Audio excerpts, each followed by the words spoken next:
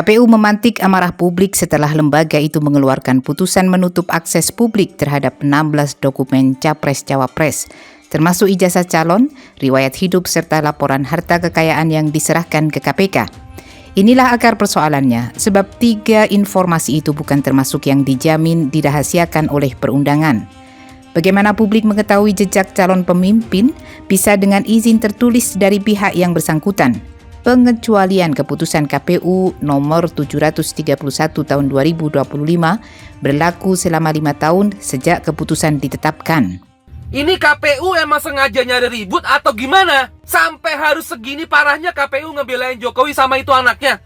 Lu udah gila apa? Kalau lu mau jadi pemimpin, apalagi jadi wakil presiden ataupun wakil presiden, ya semuanya wajib dibuka ke publik, Kalau nggak mau semuanya dibuka ke publik, jangan jadi pejabat publik. Itu udah resiko karena lu makan duit rakyat. Kalau disuruh milih dia, tapi nggak tahu dia itu siapa, ya sama aja kayak beli kucing dalam karung. Masa prinsip dasar kayak gini aja KPU nggak tahu?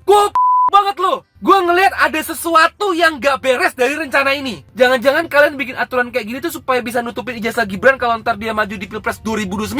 Harusan KPU tuh belajar dari polemik kasus ijazah Jokowi yang gak kelar-kelar sampai sekarang. Harusan itu perbaikin yang salah. Suruh semua calon presiden dan wakil presiden berikutnya untuk tunjukin ijazah aslinya ke publik, bukan cuman fotokopiannya doang. Biar kedepannya nggak jadi polemik kayak kasus ijazah si Jokowi. Ketua KPU RI Muhammad Afifuddin menepis anggapan keputusan lembaganya menutup akses publik terhadap sejumlah dokumen Capres-Cawapres imbas adanya kasus tuduhan ijazah palsu Jokowi maupun polemik keabsahan ijazah luar negeri Wapres Gibran Rakabuming Raka.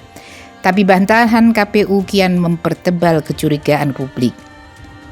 Radar Tribaskoro memberi catatan tegas dalam mandatnya KPU punya 3 tugas utama. Menyelenggarakan pemilu secara langsung, umum, bebas, rahasia, jujur, dan adil. Itu tercantum jelas dalam Undang-Undang Dasar 1945 dan Undang-Undang Pemilu. Semua kata itu yaitu jujur, adil, bebas, hanya mungkin hidup dalam terang, bukan dalam rahasia.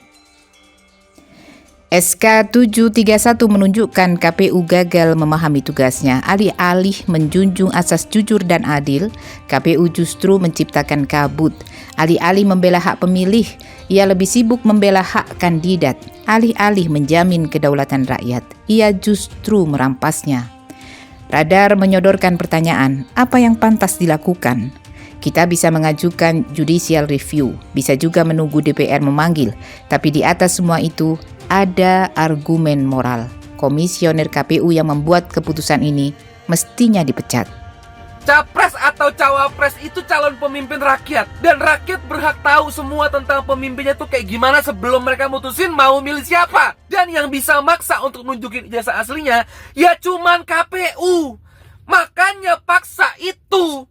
Jangan cuma minta fotokopiannya doang, tolong. Harusan kalian tuh belajar dari pengalaman supaya pinter. Kenapa malah jadi makin bego? Kalian sendiri yang malah bikin kesan seolah-olah kalian adalah anteknya Jokowi. Yang bayar kalian itu negara, bukan Jokowi ataupun Gibran. Ingat itu bang. Apa lo?